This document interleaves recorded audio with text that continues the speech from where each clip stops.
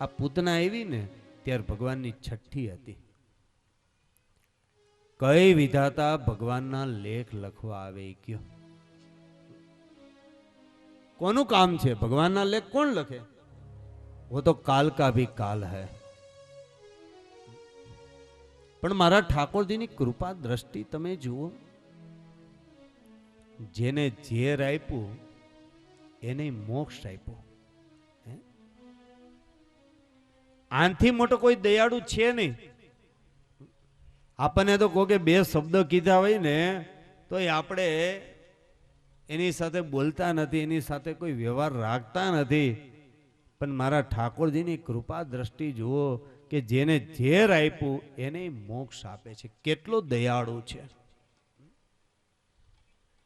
પુષ્ટિ માર્ગ છે ને એ કૃપાનો માર્ગ છે.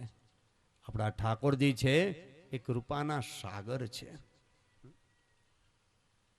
તમે ભ્રમ સંબંધ લ્યો છો ને એ કોઈ સામાન્ય સંબંધ નથી. ભ્રમ સંબંધ એટલે ઈશ્વર સાથેનો સંબંધ, એને ભ્રમ સંબંધ કહેવાય. તમારો ડાયરેક્ટ કનેક્શન ભ્રમ સંબંધ લીલા પછી જ થાય છે. અને જેટલા ભ્રમ સંબંધ લીધો ને એ સાંભળજો કે થાણેશ્વરની અંદર રામાનંદ પંડિત અને રામાનંદ પંડિતના ઘરે એક દિવસ મહાપ્રભુજી પધાર્યા. રામાનંદ પંડિતના ઘરે મહાપ્રભુજીનો ઉતારો એક દિવસ સવારમાં 4:30-5 વાગ્યાના સમયમાં રામાનંદ પંડિત પોતાની પત્નીને કે છાણા લઈ લે, નકર કોઈ વૈષ્ણવ છાણા ચોરી જશે. છાણા લઈ લે, નકર વૈષ્ણવ કોઈ છાણા ચોરી જશે. અને મહાપ્રભુજી સાંભળ્યું, રામાનંદ પંડિતને બોલાવ્યો કે તે મારા વૈષ્ણવને ચોર કીધા. ચોર હોય ને એ કોઈ દી વૈષ્ણવ ન હોય, અને વૈષ્ણવ હોય એ કોઈ દી ચોર ન હોય. તે વૈષ્ણવની નિંદા કરી છે. આજથી તારો ને મારો સંબંધ પૂરો. હું તારો ગુરુ નહીં, તું મારો ચેલો નહીં. મહાપ્રભુજી ચાલતા થયા. એક દિવસ રામાનંદ પંડિત બજારમાં આયલા જાય છે. એમાં કંદોઈની દુકાને ગરમા ગરમ જલેબી થતી હતી. એટલે કંદોઈને પૂછ્યું કે આ જલેબી કોઈને દીધી? તો કે ના, હજી તો આ પેલી જ વેલી. એક કામ કર, જલેબી બાંધ દે. પડિયામાં જલેબી આપી અને મહાપ્રભુજીનો સિદ્ધાંત યાદ આવ્યો. શું? કે કોઈ પણ સામગ્રી પેલવેલી લઈએ એ ઠાકોરજીને ધરાવી અને પછી જ ખવાય. જો આપણે અત્યારે કેરીની સિઝન આવે ને તો વૈષ્ણવ પેલવેલી ઠાકોરજીને કેરી સિદ્ધ કરાવશે, પછી જ પોતે ખાશે. ઉનાળામાં અળદિયાની સિઝન આવે તો અળદિયા પેલવેલા ઠાકોરજીને ધરાવે. કાંઈ પણ નૂતન વસ્તુ આપણે બનાવીએ તો પેલવેલી ઠાકોરજીને.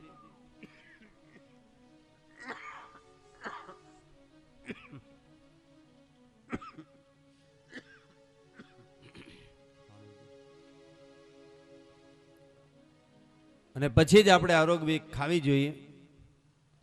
મહાપ્રભુજીનો સિદ્ધાંત યાદ આવ્યો. એટલે રામાનંદ પંડિતે બજારમાં ઊભા ઊભા ઓલી જલેબીની છાબડી ઊંચી કરી. હે શ્રીજી બાવા, તમને જલેબી બહુ ભાવે છે, આપને હું જલેબી ધરાવું છું. અને એ વખતે પ્રેમના ભૂખા ઠાકોરજીએ 2-3 જલેબી છાબડીમાંથી લઈ લીધી. જલેબી આરોગવા લઈ ગયા અને એ વખતે કોઈનો આવવાનો અવાજ આવ્યો. એ ઠાકોરજીને એમથી કોઈ આવતું લાગે છે એટલે એક જલેબી હતી તકિયા નીચે રાખી અને આમ રાખી દીધી અને બાકી મોઢામાં હતી એટલે મોઢું બંધ કરીને બેસી ગયા. આવનાર બીજું કોઈ નહોતું, મહાપ્રભુજી હતા.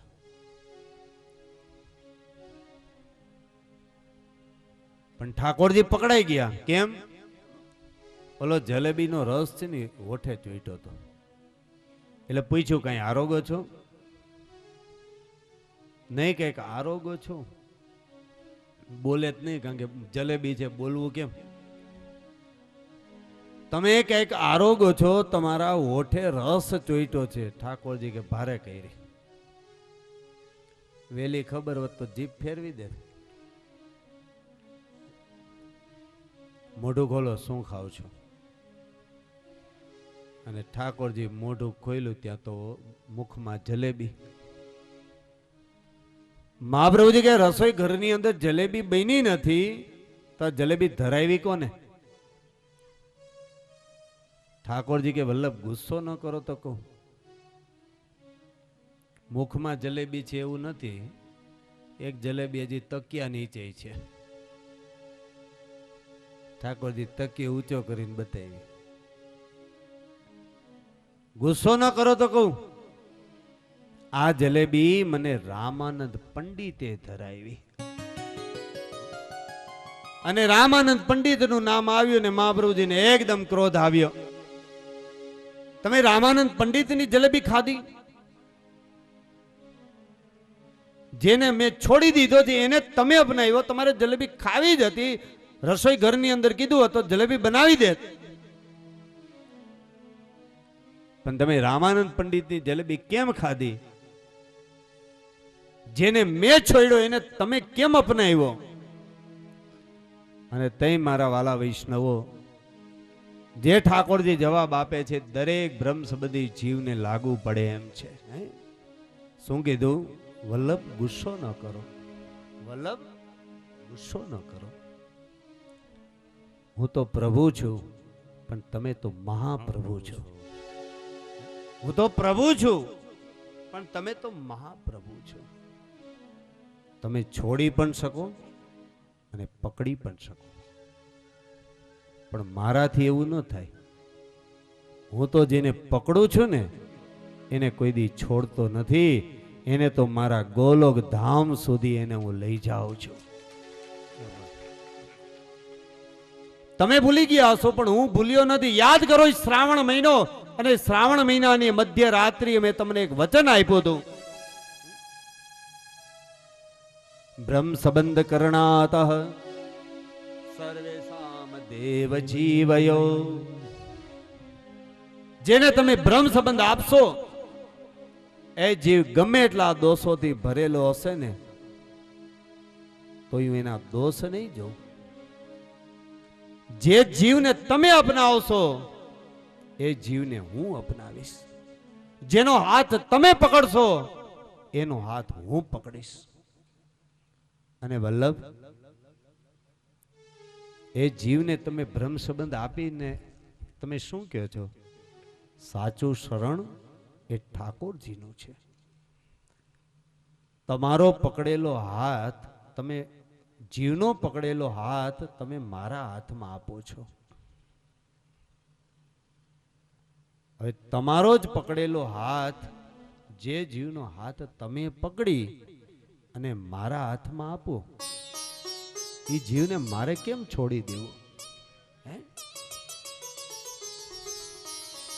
વલ્લભ, એ જીવને તો બ્રહ્મ સંબંધી જીવને તો મારા ગોલોક ધામ સુધી હું છોડતો નથી. ભલે જીવ મને ભૂલી જાય, પણ એ જીવને હું ભૂલતો નથી. વાલા વૈષ્ણવો, આપણે પણ ઠાકોરજીને ભૂલી જ ગયા છીએ. બ્રહ્મ સંબંધ લઈ અને જેની સાથે સંબંધ બાંધ્યો એને જ ભૂલી ગયા છે. શું કર્યું આપણે? ભગવાને તો આપણા દોષોને મિટાવી દીધા. બ્રહ્મ સંબંધ લીધો એટલે બધા પાપો બળી જાય છે ને એક નવો જન્મ થાય છે. અને નવા જન્મમાં આપણે શું કર્યું? નાઈ ધોઈને બ્રહ્મ સંબંધ લઈ લીધું, પૂરું. ગળામાં કંઠી પહેરી લીધી, પૂરું.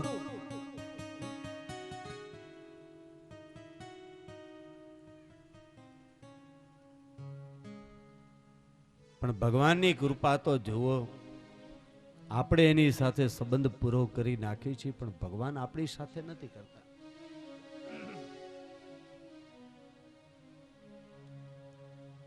હલો બાપ અને દીકરી બજારની અંદર ચાલ્યા જતા હતા ને, ચાલતા ચાલતા રસ્તામાં ભીડ આવી. દીકરીએ બાપનો હાથ પકડ્યો છે, એમાં ભીડ આવી અને દીકરીએ કીધું કે બાબુજી તમે મારો હાથ પકડી લ્યો ને. તો કે બેટા તે તો મારો હાથ પકડ્યો છે, નહીં તમે પકડી લ્યો. બેટા હું પકડું કે તું પકડ, એમાં ફેર શું છે? બાપુજી ફેર ઘણોય છે, હું તો બાળક છું, રમતા રમતા કદાચ એ હાથને હું છોડી દઉં, પણ તમે તો બાપ છો, એકવાર હાથ પકડો પછી ગમે એટલી ભીડ આવે તમે છોડતા નથી. એમ મારો આ તમારો પ્રભુ ગમે એટલી ભીડની અંદર આપણે ભૂલા પડી જાય ને, પણ હાથ એને આપણો પકડ્યો છે. મારો પ્રભુ આપણને છોડશે નહીં. દીકરો જુગારી હોય, દારૂડિયો હોય, ગમે એવી લતમાં ચડી ગયો હોય, તોય મા બાપ એમ કે છે મારો દીકરો છે. તો મારો પ્રભુ પણ એમ જ કે છે કે આ દુનિયામાં મેં તમે મોકલા ને તમે મને ભૂલી જાઓ, પણ તમે છો તો મારા જ ને. હું અપરાધી કાંઈ ન સમજ્યો, હું અપરાધી કાંઈ ન સમજો, નામ તમારા પાર છે, નામ તમારા પાર છે. હરિ ગુણ ગાતા દોષ પડે તો શિવાય મારી માનજો. શ્રીજી બાબા દીન દયાળા તમારો જાણજો. હરિ ગુણ ગાતા દોષ પડે તો ભક્ત તમારો જાણજો.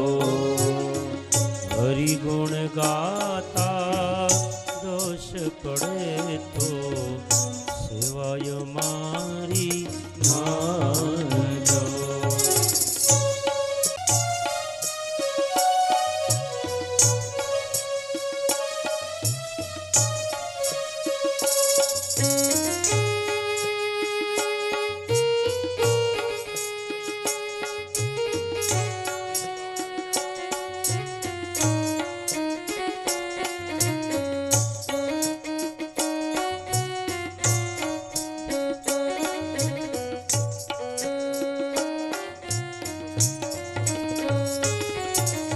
ઓ દીન બંધુ ઓ રે દયાળુ, પ્રાર્થના કરો કર ગરી. ઓ દિન બંધુ રે દયાળુ, પ્રાર્થના કરો કર ગરી. દાસ ઉપર દયા કરો તો ફિર જન્મ ના ધરું ફરી.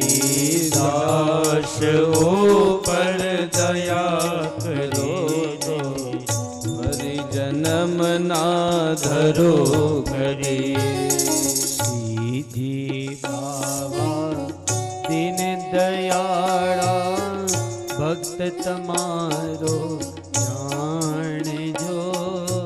હરિ ગુણ ગાતા દોષ પડે તો સેવાય મારી માનજો. તમારી બધાની ભૂલ નથી થઈ, તમે બધા ઝીલાવજો કે ગોલોકવાસી વૈકુંઠવાસી બુદ્ધિ અમારી સુધારજો. ગોલોકવાસી વૈકુંઠવાસી બુદ્ધિ અમારી સુધારજો. જન્મ મરણના બંધન છૂટે એવી ભક્તિ આપજો. જન્મ મરણના બંધન છૂટે એવી ભક્તિ આપજો.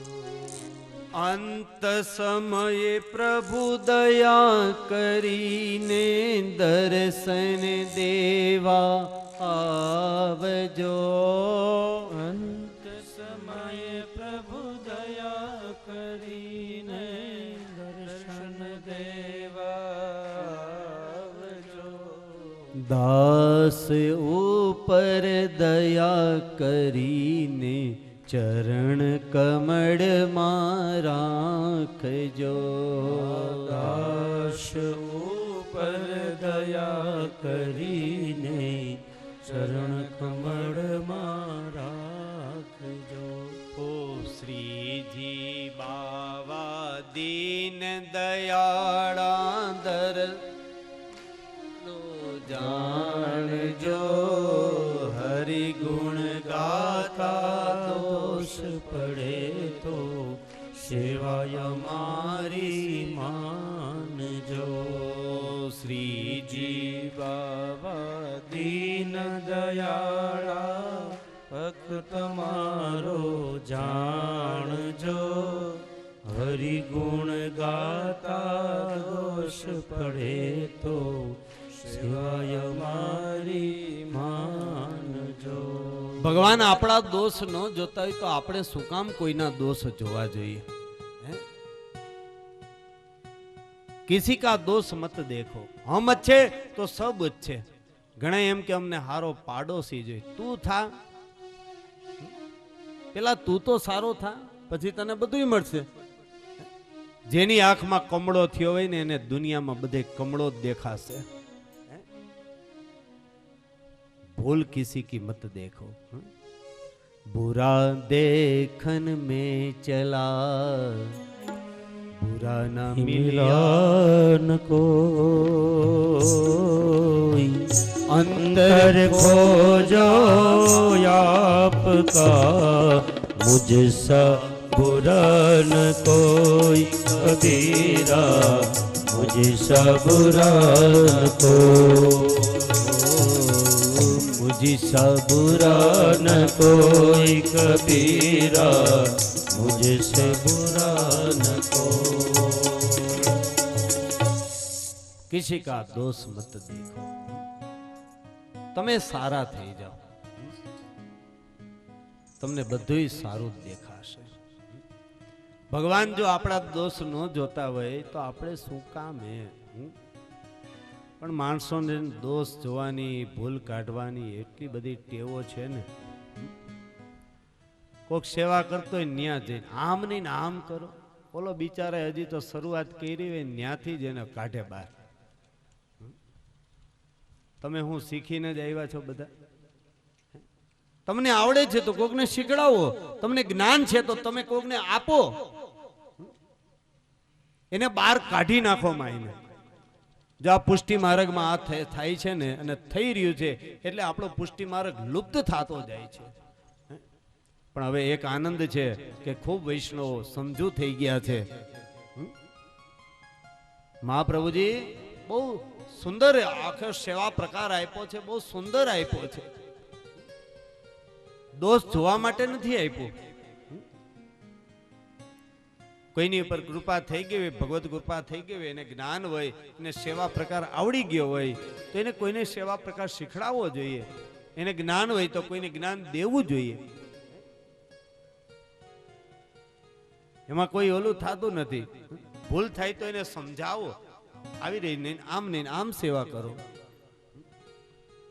બાકી એને તમે ધુતકારી દેશો તો એ માણસ પછી પ્રભુમય એને જે આકર્ષણ થયું છે ત્યાંથી બહાર નીકળી જશે અને કોઈ લૌકિક આકર્ષણની અંદર એ વયો જશે. મહાપ્રભુજીની અસીમ કૃપા છે, જેનો ગઈકાલે 539મું જન્મ જયંતિ પ્રાગટ્ય ઉત્સવ આખા વિશ્વની અંદર મનાવ્યો છે. અને આપણે પણ સુંદર મજાની મહાપ્રભુજીની અહીંયા 84 બેઠકો બિરાજે છે.